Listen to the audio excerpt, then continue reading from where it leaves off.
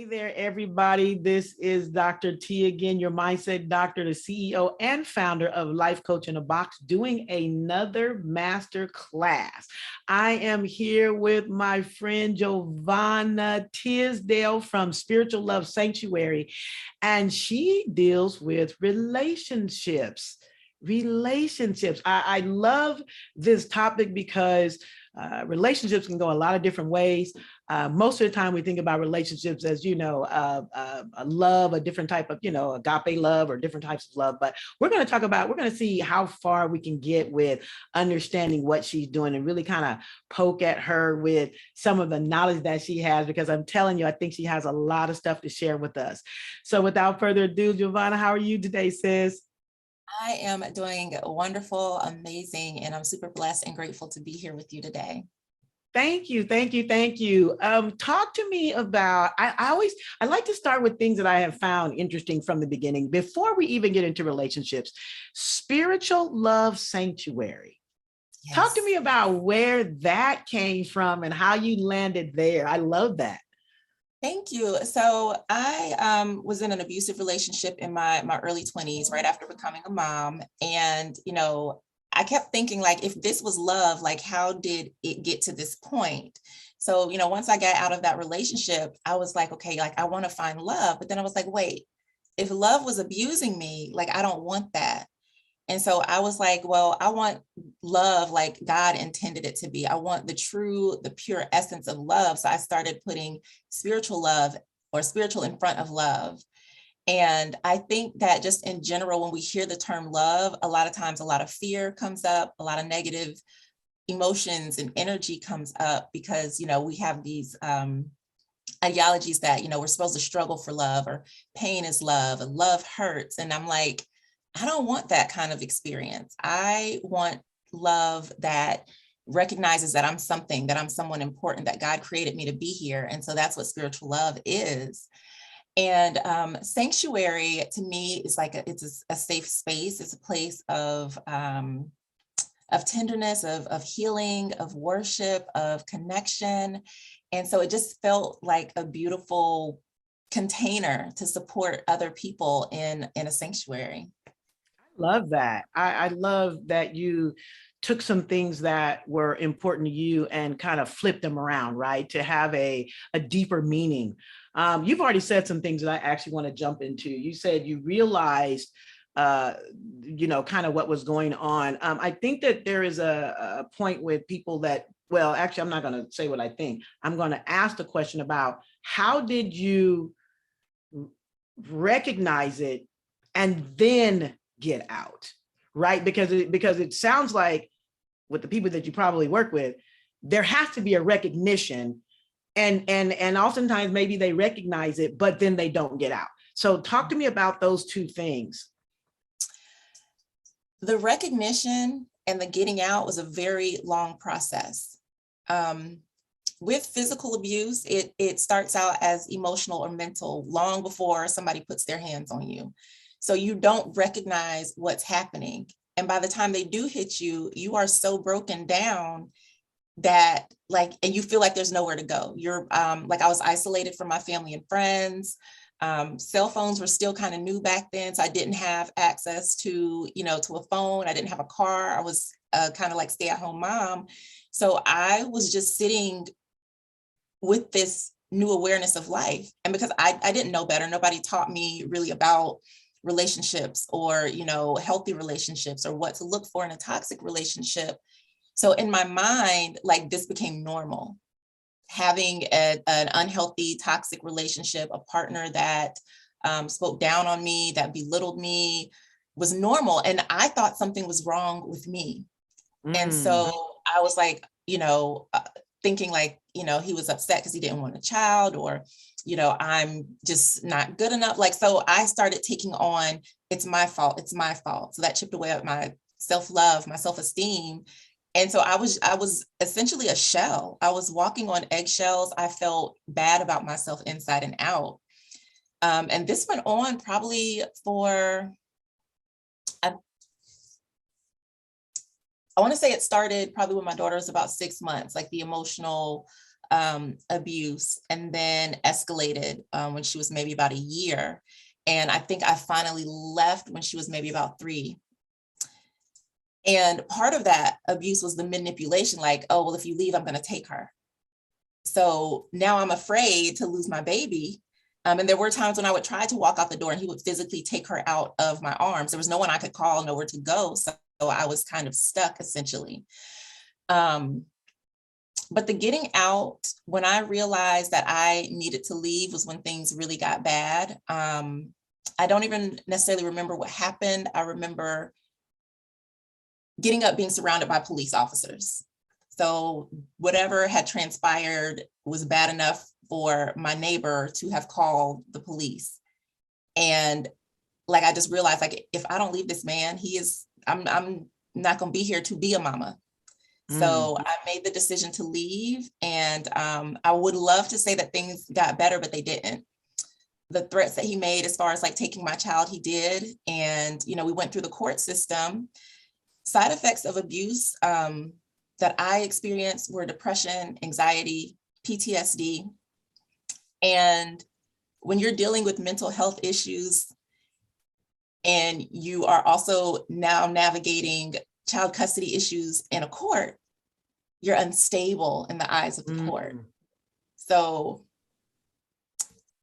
my baby he was given primary custody of her.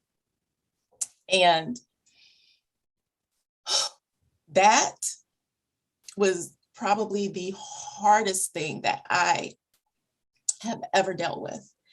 And that broke me for a long, long time.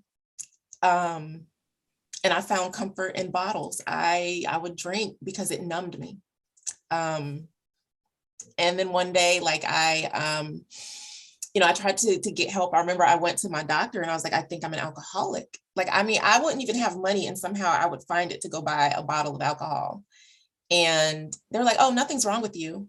Like, I mean, there was something clearly wrong. And I was like, nobody is going to help me. If I don't help myself, I am going to die. And so I got my shit together. I had to stop drinking. Like I went for help in so many places and everybody was like, no, just no. And look, and I had to take it upon myself. And in fact, there was one night where I was like, you know what, I can't do this anymore. And I attempted suicide. I drank and swallowed a bunch of sleeping pills and woke up the next day. And during that time, I had this spiritual experience, and it was almost like an angel was like, no, it's not your time. Oh, it's wow. Like, I know it's hurting, but you're going through this for a reason. Like, you're here to help people. So you can't, no, like you have to get through this. And after that, it took some time. And that's kind of why I do this work, because I didn't have support. I was, going to therapy and doing all these things, but it was not helping. I remember, after, I went to therapy and they're like, oh, you're going to have to take these antidepressants for the rest of your life. And I'm like, that can't be the answer. Like, there was a cause for this. So the solution can't be medicine. Like that can't be right. So that never sat right in my spirit.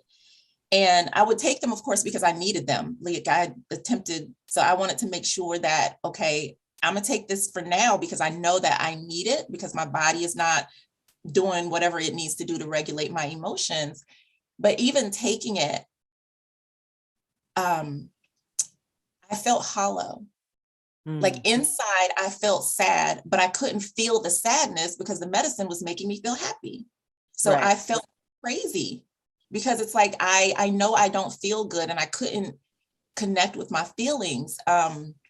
So once I realized, like, the doctors weren't really trying to like help me heal, because antidepressant is not healing the problem. The problem was that somebody abused me. The problem was that I needed to, regain my strength and regain love and confidence in myself and like start living again. And it seemed like there was like, no, just take this pill and you'll be fine. And that just didn't work for me. So I started I started studying a lot of different religions because that spiritual experience just really opened me up. And I started exploring natural remedies, and I learned about aromatherapy, yoga, crystals, energy healing, meditation, and those things changed my life.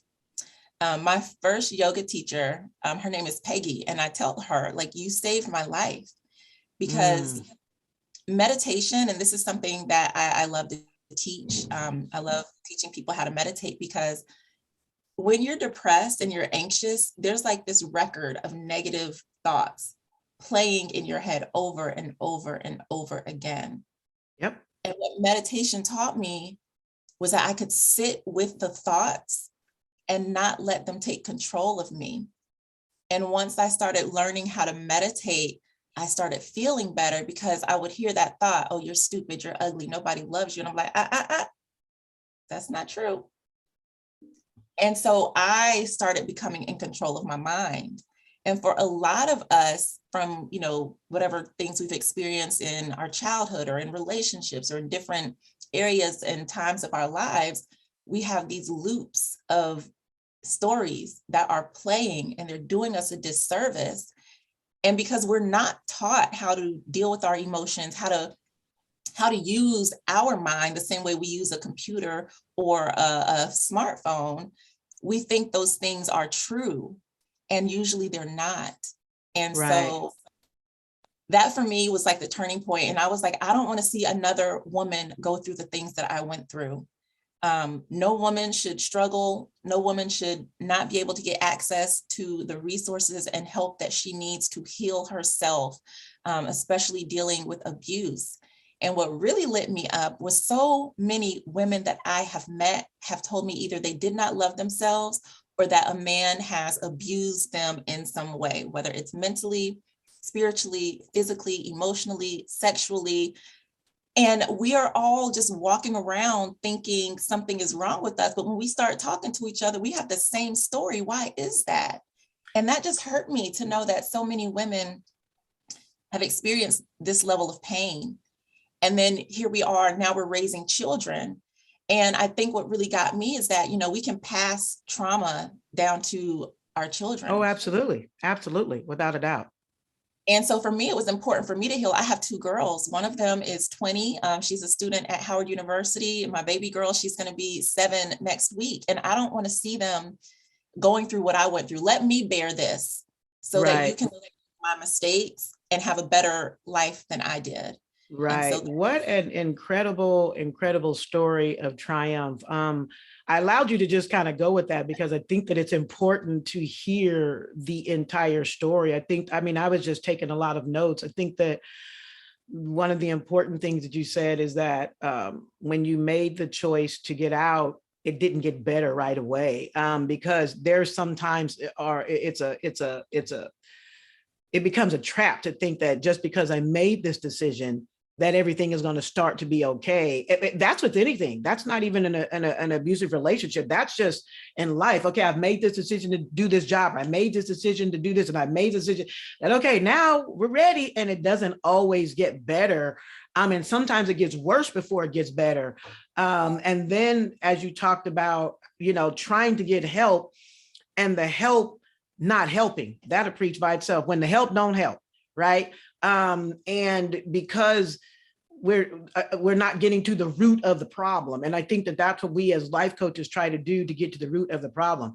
I have a gazillion questions, but I want to go to one in particular where you talked about not being taught about relationships when you were younger. I think that that might be a linchpin for a lot of people. Maybe our people, maybe not just our people, maybe, I don't know, but not being taught about relationships. But let me say this, Giovanna, before I throw it back to you. We're being taught because we see something. Yeah. So we're being taught something. But so when you're talking about what we are taught, what you were taught or not taught, just speak to that a little bit more, because I think that that can offer some healing for people who are listening to this. So that, like you said, there's so many different ways that can go. You're right. We are taught by what we see. And, we think that what we see is normal. Most people grow up in dysfunctional homes, whether they are aware of it or not. It is what it is. And unless you have a model of healthy relationship, and when I talk about relationship, I don't mean just intimate partner. I'm talking about family relationships, friendships, co-workers, like all the relationships, because it matters. And at the core is our relationship with ourselves. So we're not really taught how to love ourselves the same way we're taught how to read, how to ride a bike, how to tie a shoe. And one of the things that I noticed as a mom, especially with my oldest daughter, before she started school, she was like all confident and loving herself. And then she got into school and now she's like, oh, she's starting to see, like, notice differences within herself. A lot of kids, they go into school and they bully. Why do they do that? Probably things that they're seeing at home, they're bringing to school. And so I started we have to teach children how to love themselves. We have to teach them boundaries so that if an adult or another child tries to come into their physical space, that they can defend themselves, that they can say, no, you're not allowed to talk to me that way. No, you're not allowed to put your hands on me. And the problem is that a lot of adults don't see children as individuals with their own emotions and their own thoughts and their own feelings and their own beliefs. Like, that's one thing that motherhood has humbled me to be like, I'm not here to create mini me's. I'm here to support my girls in being who God designed them to be and whatever that is. And, my generation, we were not allowed to even breathe too hard. Right. So, if you try to ask a question to understand what's happening between you and your parent, you're talking back. You might get some knuckles across your mouth. So, right. Not having safe spaces as a child to express yourself, then you might grow up into an adult that doesn't feel safe expressing yourself. Well, and again, like you said, it was cultural, right? You're seen and not you're seen and not heard, or however we used to say it. And it was, you just weren't around adults, in a particular way. And there was this level of respect or disrespect, right? And what that equated to with, like you said, questions or challenge. It does not even have to be challenges, but just understanding came across as a challenge. But that's cultural because that was passed down, and now it's up to us as a generation of parents to give a voice to the kids to be able to express themselves. Because what I wrote down, you said, is, to me, how to have a relationship with ourselves. That we should teach it in schools. We should. I say that all the time. Children need to be taught this in schools. We would see less bullying, a lot of hatred and racism and ageism and sex. All the isms could be eliminated if everybody just loved themselves, because there's no reason for you to hate somebody else when you love yourself, because you know that you are whole and perfect just as you are. So you don't have to go pick on little Timmy over there. Because for what? It would change so much. And I feel like changing the world starts with the little people, because they're going to be the caretakers in the future. A lot of adults are set in their ways, but if we can get to these babies and teach them and give them the tools and resources they need, man, we would see so much amazing change.